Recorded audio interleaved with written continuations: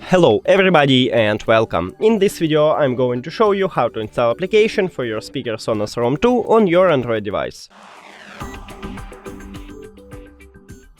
You have to start by open Play Store and now go to search. Click on search line and write SONOS. Now search and you should install this application.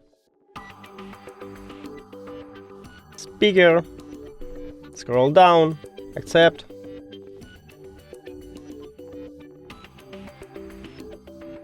Continue, allow, continue, while using app, continue, allow.